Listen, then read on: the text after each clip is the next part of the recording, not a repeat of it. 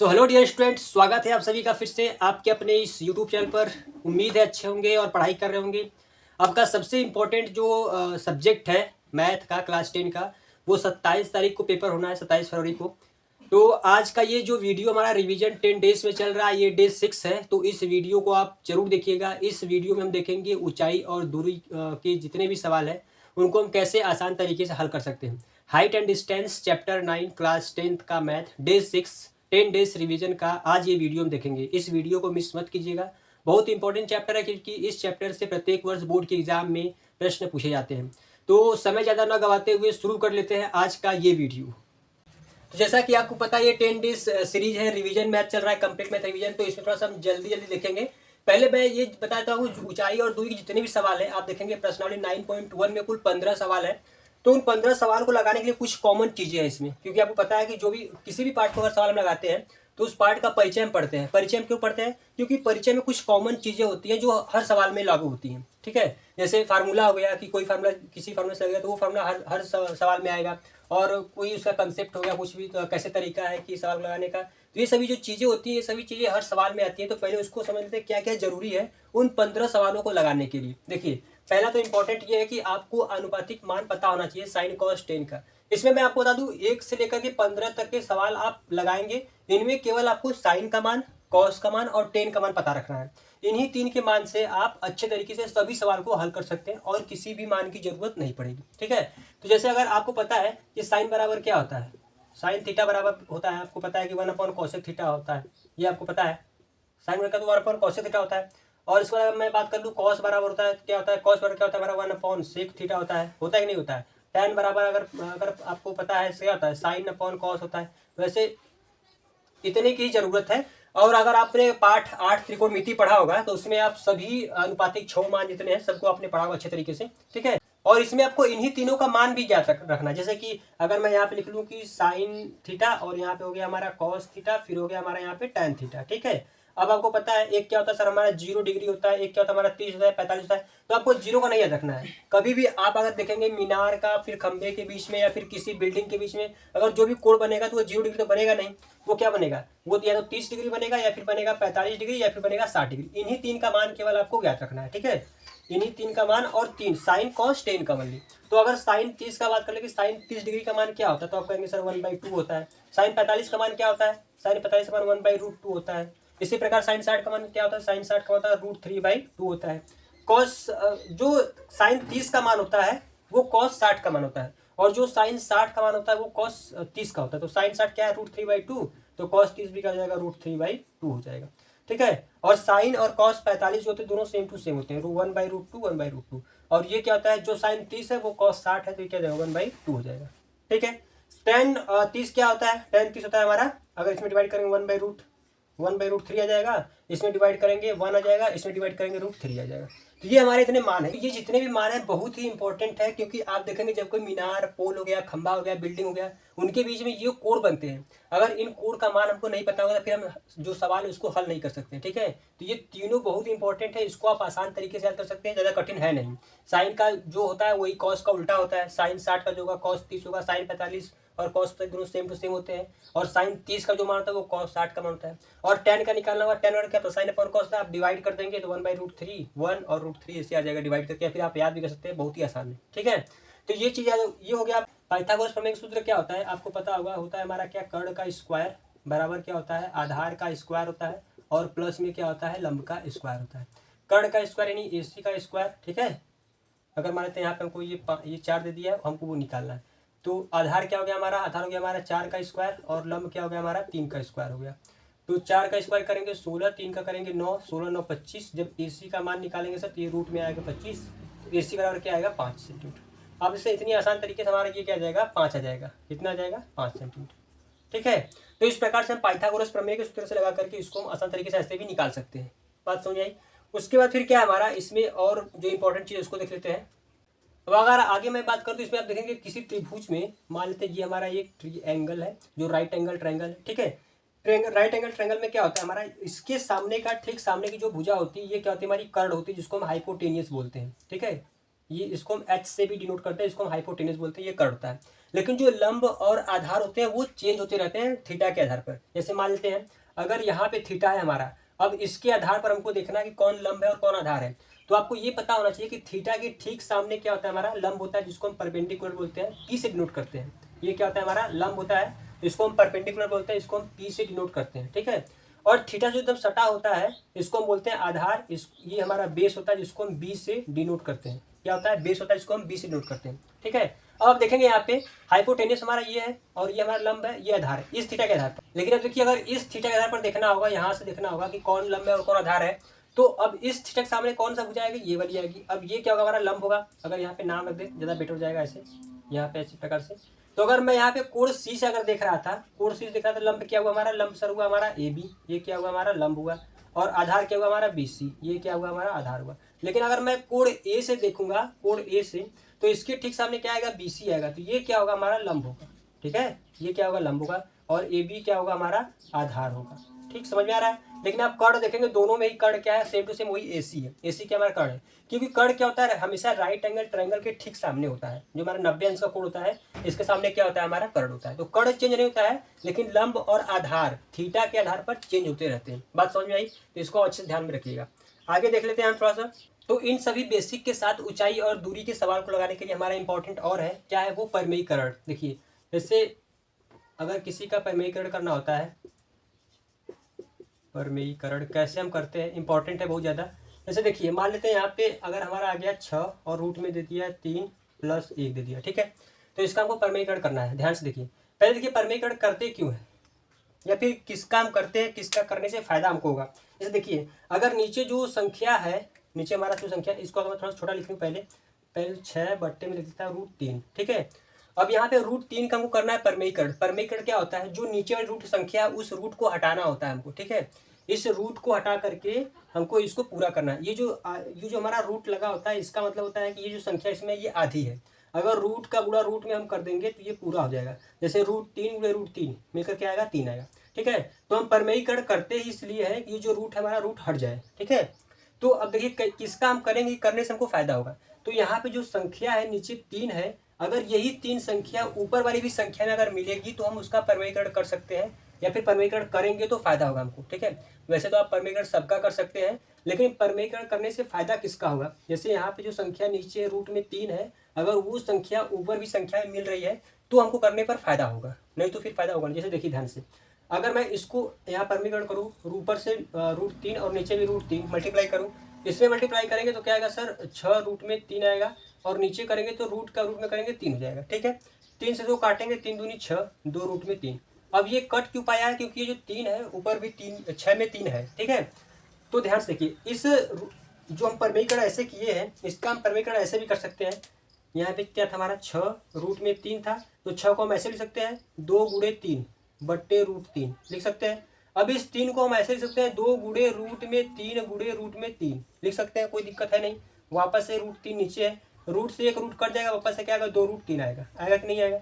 लेकिन अगर मैं यहीं पे ऐसे लिख दूँ 8 बट्टे √3, 8 बटे √3, तो क्या इसका परिमेयीकरण करने में कोई फायदा होगा क्या। ये जो नीचे रूट में संख्या है ऊपर वाली संख्या में है, नहीं है, तो इसका परिमेयीकरण करने से हमको कोई फायदा होगा नहीं। देखिए वापस से मिल जाएगा हमको, तो 8 रूट में 3 और बट्टे में 3 हो जाएगा, पूरा बट्टे में क्या जाएगा 3। तो ये करने से कोई फायदा हुआ नहीं। तो कभी भी अगर ऐसे आएगा ऊंचाई और दूरी के सवाल को हल करते वक्त कि ऊपर वाली संख्या में रूट वाली संख्या नहीं है, तो इसका परिमेयीकरण मत करिएगा, ऐसे ही क्या होगा, ये आसान हो जाएगा, ठीक है। ये ऐसे ही आसान है, 8 बटे √3 ही क्या है, सही है। इसका परिमेयीकरण करने जाएंगे तो हमको मिलेगा 8 √3 बटे 3, ये तो और ज़्यादा भारी हो गया, ठीक है।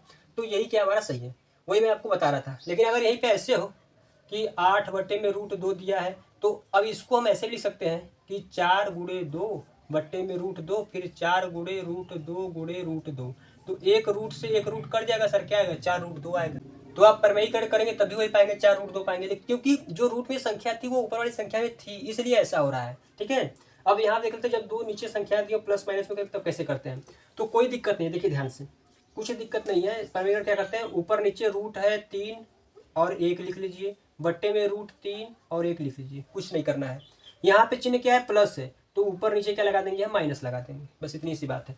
इसका इसमें गुणा करेंगे सर, क्या आएगा, 6 रूट में 3 - 1 आएगा, नीचे ये देखिए ए प्लस बी और ए माइनस बी बन जाएगा। यहाँ पे हर में या तो प्लस दिया हो या फिर माइनस दिया हो, अगर हम परिमेयीकरण करेंगे तो वो ए स्क्वायर प्लस ए स्क्वायर माइनस बी स्क्वायर बनेगा। क्या बनेगा? ए स्क्वायर माइनस का बी स्क्वायर बनेगा। और आपको पता है कि ए स्क्वायर माइनस बी स्क्वायर का सूत्र क्या होता है? एक कोष्टक में ए प्लस बी और ए माइनस बी होता है कि नहीं होता है? तो ये भी यहाँ पे देखेंगे ए प्लस बी और ए माइनस बी बनेगा, वो क्या बनेगा? ए स्क्वायर माइनस का बी स्क्वायर ही बनेगा। तो ए यहाँ भी, ए यहाँ भी, बी यहाँ भी और बी यहाँ भी, प्लस माइनस तो बनेगा ए स्क्वायर माइनस बी स्क्वायर। तो जब हम ए का स्क्वायर मतलब कि √3 का स्क्वायर करेंगे तो √3 का स्क्वायर मतलब कि √3 गुणे √3 बराबर कितना आएगा? 3। और एक का स्क्वायर आप कितनी बार भी कर दीजिए, एक के पावर 3 4 6 कुछ भी लगाइए, एक ही आएगा। तो नीचे क्या आएगा? नीचे आएगा 3 - 1 और घट करके आएगा 6, रूट में 3 ऊपर एस्टेज रहेगा और यहाँ घटा देंगे 2 से काटेंगे 3, तो वापस से क्या आएगा? रूट में आएगा हमारा 3 ब्रैकेट में √3 - 1। ठीक है, तो ये ऐसा क्यों हो पाया है? आप इसको थोड़ा ध्यान से देखिए कैसे ये हो क्या रहा है। यहाँ पे जो संख्या रूट में है 3 और ये 1, इसका मतलब ये है कि जब हम परिमेयीकरण करेंगे तो ये घटेगा ही, क्योंकि ए स्क्वायर माइनस बी स्क्वायर सूत्र बनेगा और ए स्क्वायर नहीं √3 का √3 करेंगे 3 आएगा और एक उसमें घटाएंगे। तो यहाँ पे जो संख्या है वापस से वही जो यहाँ पे रूट में संख्या है वो ऊपर वाली संख्या में मिल रही है, इसलिए जब ये इसमें से घटेगा तो क्या आएगा? हमारा कटकर 2 आएगा और वापस से ये चिन्ह हमारा चेंज ऊपर चला जाएगा माइनस √3 - 1। ठीक है, तो ये हमारा क्या होता है? परिमेयीकरण होता है। किसका परिमेयीकरण करना चाहिए और किसका नहीं करना चाहिए आपको बता दिए। ठीक है, क्योंकि फायदा होगा। अगर आप इसका करने जाएंगे तो वापस हमको और भारी जो संख्याएं मिल जाएंगी, फिर वापस से दिक्कत होगा हल करने में। ठीक, तो इसको आप ध्यान में रखिएगा। परिमेयीकरण इस प्रकार से होता है, अगर प्लस है तो ऊपर नीचे माइनस से गुणा करेंगे, आप इस प्रकार इसको हल करते हैं। नेक्स्ट देखते हैं थोड़ा इसमें आगे। इसी थोड़ा सा अगर आगे मैं बता दूं, अगर कभी भी ऐसे दिया हो कि 2 रूट में 3 का स्क्वायर कीजिए या फिर 3 रूट में 3 का क्यूब कीजिए, ऐसे कुछ करके, या फिर बोल दिया कि 27 का क्यूब रूट निकालना है या फिर वर्गमूल निकालना है, तो कैसे निकालेंगे? देखिए ये होता क्या है, इसका मतलब ये कि जो 2 है 2 का गुणा 2 बार करना है, ऐसे मल्टीप्लाई √3 का गुणा √3 गुणा 2 बार करना है, इस प्रकार से। तो देखिए 2 का गुणा 2 में करेंगे क्या आएगा? 4 आएगा, और रूट का रूट में करेंगे क्या आएगा? 3 आएगा। तो 4 का इसमें करेंगे क्या आएगा? 12 आएगा, यानी ये क्या जाएगा? हमारा 12 हो जाएगा।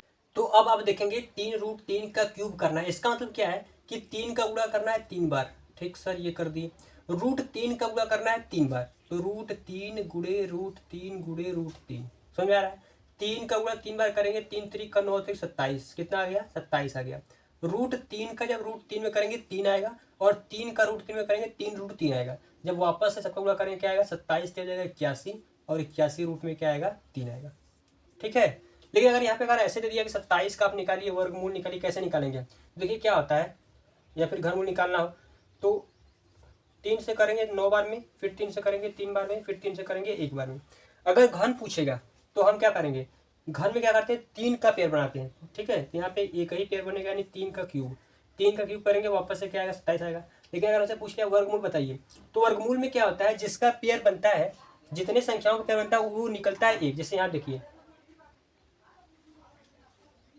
यहाँ देखेंगे आप, एक ये पेयर बना, 2 संख्याओं का एक पेयर बना, तो ये एक बाहर निकल गया, और एक का पेयर नहीं बना है तो वो रूट के अंदर हो जाएगा ऐसे। अगर आप इसका वर्ग भी करेंगे, इसका वर्ग करेंगे तो वापस से 27 आएगा, और इसका घन करेंगे तो भी क्या आएगा? 27 आएगा।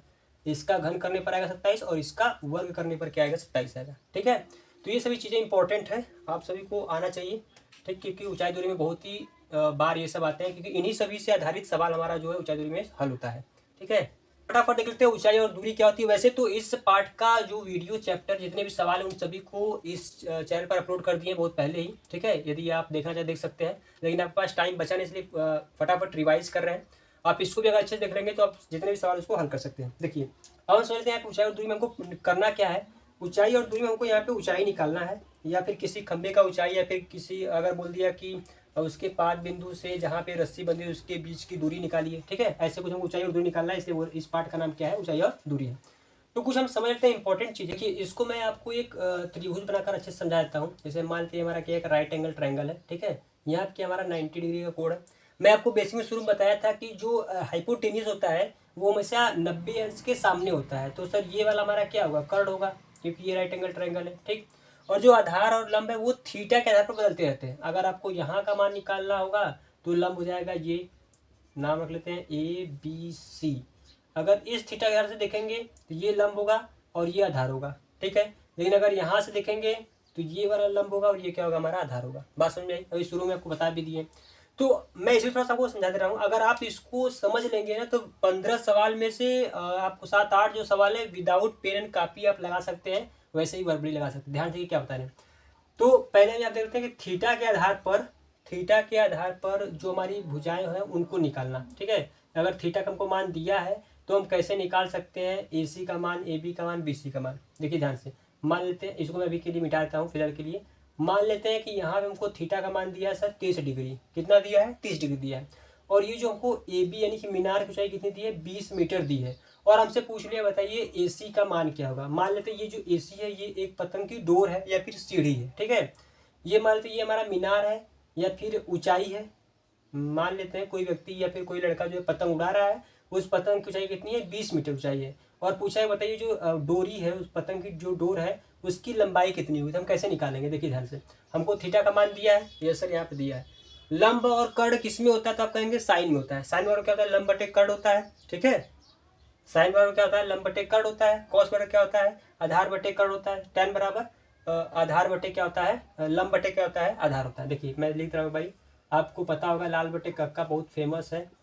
ठीक है, तो आप इससे भी याद कर सकते हैं। वैसे तो आपको ये याद होना चाहिए, किसी भी ट्रिक की जरूरत ना पड़े, ऐसा आपको याद होना चाहिए। ठीक, अब ये क्या होता है हमारा? ये साइन होता है सर, ये कॉस, ये टेन होता है। इसी प्रकार से ये कॉट, ये सेक, ये कॉसेक होता है।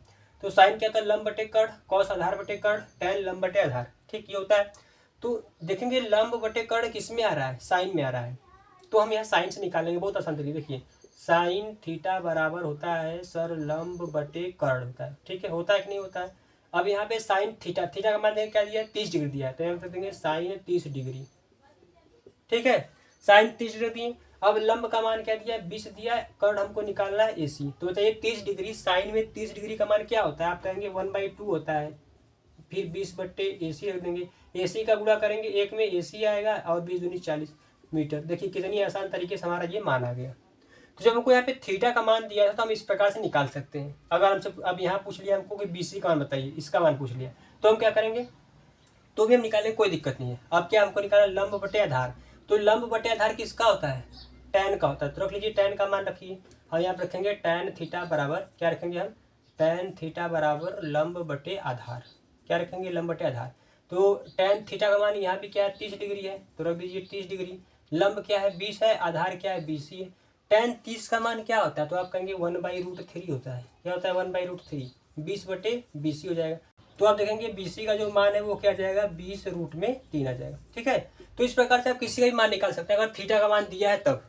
अब अगर थीटा का मान हमको नहीं दिया है, अब हमको निकालना है थीटा का मान, तो फिर हम कैसे निकालेंगे? देखिए ध्यान से, अगर हमको भुजा का मान दिया है, अगर थीटा का मान निकालना है कैसे निकालेंगे उसको देख लेते हैं। तो अब यहाँ पे देखिए, जैसे अगर मैं इसको मिटा दे रहा हूँ, यहाँ पे ये 30 मिट गया। ठीक है, अब मान लेते हैं हमको यहाँ पे 20 दिया है और ये इसका मान क्या दिया है? हमको इसका मान दिया है 40। ठीक है, अब उसे पूछे बताइए थीटा का मान क्या होगा, कोण कितना बनेगा।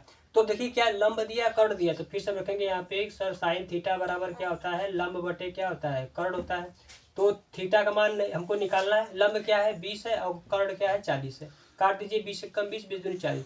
तो अब बताइए आपकी थीटा का साइन थीटा में थीटा का मान किसका मान बटे 2 होता है? तो आप कहेंगे सर 30 का मान होता है। तो थीटा का मान कितनी आसान तरीके से आ जाएगा? थीटा का मान आ गया 30 डिग्री आ गई। ठीक है, इसी प्रकार से आप किसी का भी निकाल सकते हैं।